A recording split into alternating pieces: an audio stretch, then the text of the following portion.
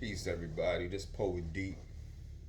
So today, I wanted to talk about what it means to find ourselves and show up for ourselves. And this discussion is really centered towards people who have spent a great amount of time helping other people more than themselves, whether it's our families, our friends, and things like that.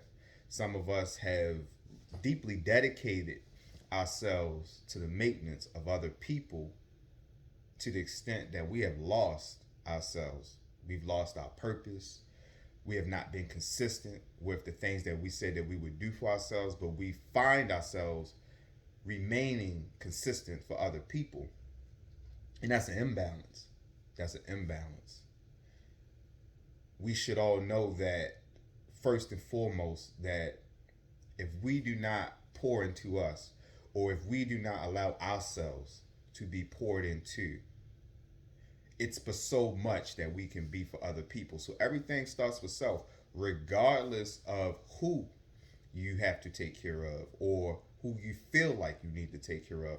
And I understand that there are some people that really need our help, whether it's our children, our parents. Some of us have obligations to sick and needy people and things like that. But we cannot allow those obligations to run so far that we move out of lockstep with ourselves. And sometimes in that process, we lose who we are. We sometimes are not always quite on point about what our interests are. Sometimes our interests, they fluctuate. And sometimes it's hard for us to remain interested in something that could be solely for us because we're dealing with being overwhelmed. We're dealing with an emotional overload from our obligations that we start to get scattered in the parts, right? So if you can't find yourself, you will not be able to show up for yourself. And what I mean is show up for yourself is to deliver optimal results for yourself. So when you say that you're going to do something, that's for you. You are going to show up. You are going to be there for you. This can involve many things, whether it's your healing, um, whether it's I'm going to go out. All of these things pertain to healing. You know, whether it's I said I was going to go out today, I was going to take myself out, or I was going to enroll myself in this program, I was going to pursue this business, I was going to do whatever endeavor that you put your mind to do, that at one time you said that you had interest in. You have to fulfill those things for yourself, you know, and we have to be careful of neglecting ourselves because in order to show up for ourselves, it takes a lot. And one of the hardest things about showing up for ourselves, if you are a giver, and I understand everybody is not givers, but if you are a giver, the hardest thing sometimes is saying no on the road there because the universe will start to test you. People have a whole lot of different needs, you know, different requests. It'll become a lot of burning fires around you. And some of them will seem very, very urgent. And some people involvement is different. You have some people such as myself where certain situations that, you know, I'm needed in is I'm a thinker. I'm a thinker. I'm a strategic thinker. I'm a planner. And some of the people that are closest to me do not plan in depth how I do. So my need sometimes is just step by step, you know, guidance on certain issues and things like that. So that can become tricky.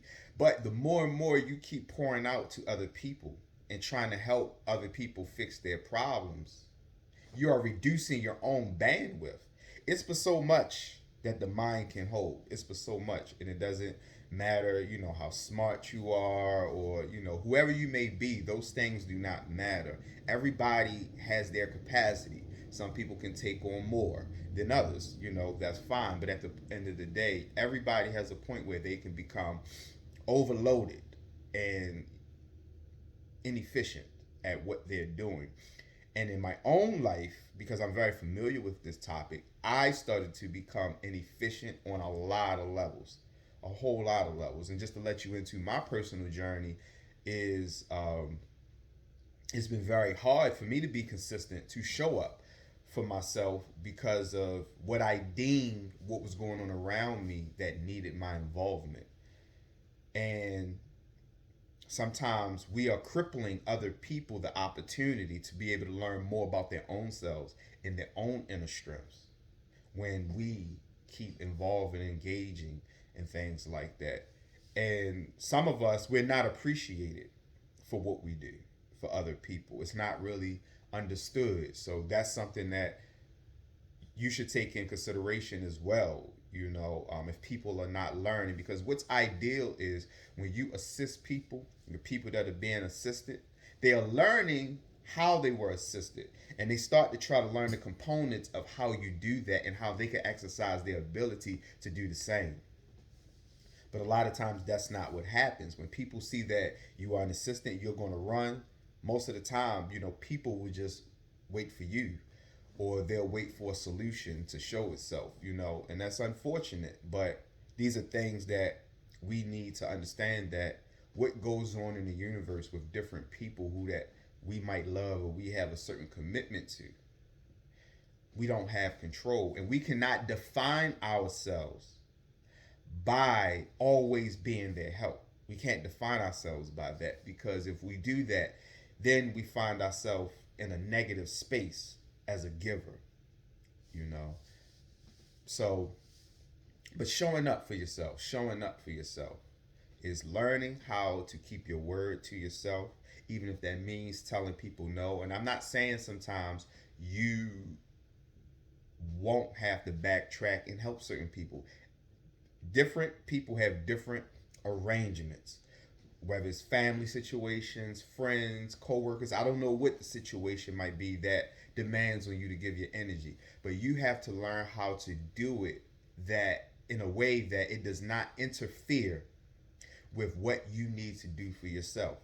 So if you was giving 100% over here, maybe you need to learn how to give 60%. If 60% is too much, 30%. Whatever percent allows you to be able to still be effective for yourself, because you can become stronger, and the more you become stronger, you have strengthened your capacity to be able to help people if you so choose to. So I think that is something that really should be understood. I think that should be really cherished and embraced, right? We live in a world where problems are never going to stop. They're never going to be over. What we choose to do about those things, how we interpret it, and where we place and position ourselves in those situations is another matter. So we have to understand that these things are going to happen. It's just a life cycle. These things are going to take place. But what we do about them means something else. And I think catering to our spirit allows us to channel our energy differently, when we can really look past this through our mortal flesh or our mortal bodies as human beings. We can start to really look at this on a very deeply spiritual level, because the more spiritual we become, the more we become detached from the things that we go through on a human level. Not saying you're not detached, like you don't care, but you understand that we all come from substance, spirit, that is greater than all of us. We were that before we came here, and we'll be that when we leave here. So if we could hold on to that and we can embrace that, that will allow us to deal with whatever we might lose, or we might perceive that we're losing in the process. But the greatest gift is to know that you're showing up for yourself, and that you're able to present to the universe and to the world, to those around you, your gifts, because you've been channeling in on you. That's my talk for today. Talk to y'all real soon. Have a very progressive day. Do what you need to do. Keep reevaluating and assessing self. Peace.